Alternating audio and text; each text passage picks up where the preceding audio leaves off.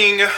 So I know it's been a couple weeks since we did anything, but the rabbit hole's been getting significantly deeper. So we're gonna kind of give an update and see exactly where we are. But I think the hole is as deep as it can possibly get, and now we can start to rebuild and reassemble.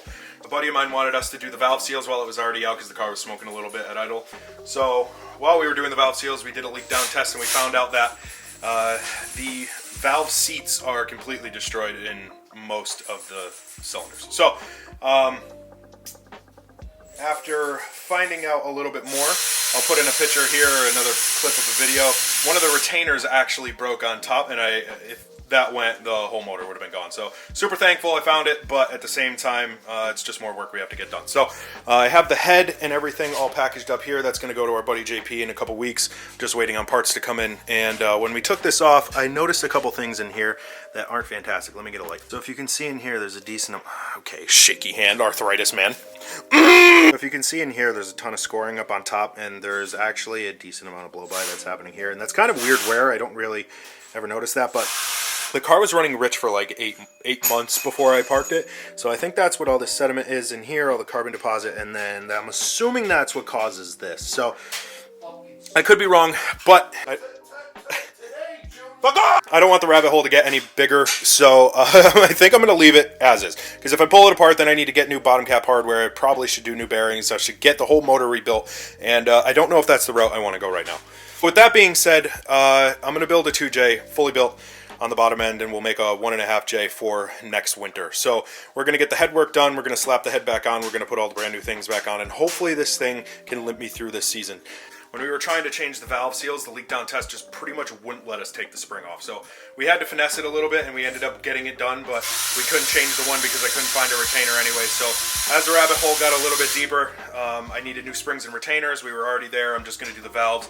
We're going to get the seats cut because he had to do it anyway, so I might as well get valves that are going to match the seats. So we're going to get new valves, new guides, everything. We're just going to go through the whole head. So we'll have a fully built head, minus the cams. The cams can come in the future, but we're going to get everything done. It is a 25, 30-year-old motor, so definitely needed it. So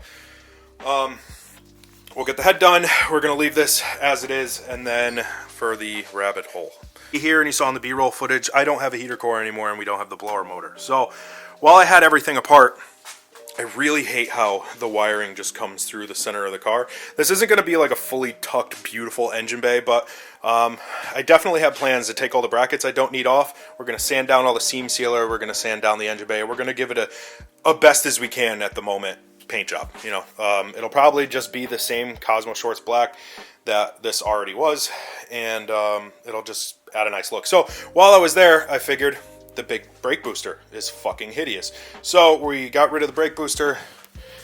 Walk over here. My buddy Mead sold me this setup for Chase Bay's setup that he had, and he was going a different route for his drift car. So we have all the clutch lines, brake lines, ABS delete, and the Wilwood brake booster delete.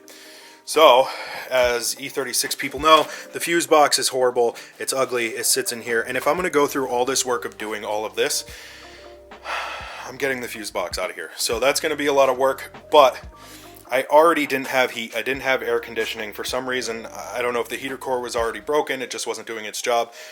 And I noticed when I pulled this cover off, there's a decent amount of room in here. So all the wiring that comes off the ECU and comes through here can just sit behind here. So I'm going to clean up the engine bay a lot by doing that, and I think it's going to help a lot. And I'm already here, so I might as well do it. The only thing you're pretty much going to see, I don't think I'm going to do it, but rerouting the brake lines. I mean, I have the Chase Bays one, but it's probably going to follow the same area. So deleting the heater core actually gave me a lot of space right there. So my idea is I'm going to get rid of any wiring that I don't need. The only wiring that has to come to the front of the car is this harness right here for the headlights and the turn signals and stuff, in which I've seen a buddy do it. But if we put the fuse box here, focus, the fuse box is going to go in here. The ECU is no longer going to be in here. That's also going to go in here. We can drill a hole through here, get the wiring harness for the headlights and stuff to go behind here. It'll follow the fender all the way up, and there shouldn't be much wiring in the engine bay. We're going to try to plug up every hole that we can. Actually, we're going to have to plug up every hole. So we're going to get this fucking ugly cut piece out of here.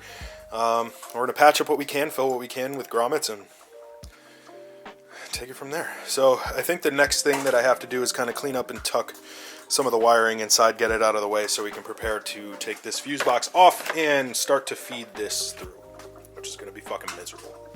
What are we doing? It's a great fucking question. We're re-engineering something.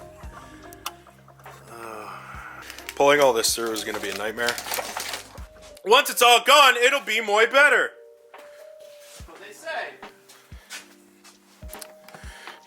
He took apart like 4 interiors before, which is why I'm trusting him to do all this stuff for me. Thank you, Ian. Perks of buying 4 parked cars. Great! Great! Thank you! So, we got the harness pulled all the way through, and it was an asshole. I strongly recommend if you're going to do it, just don't. But now everything's free. Hello. Everything's free, so I can loop that main harness up over the steering column, put it where the heater core used to be, and exciting stuff! Great! In the next couple weeks, I'm going to be sanding my fucking heart away and getting this thing ready for paint, or at least some kind of paint. And then we have to reroute the wires back. After some time, we got the fuse box back together in here.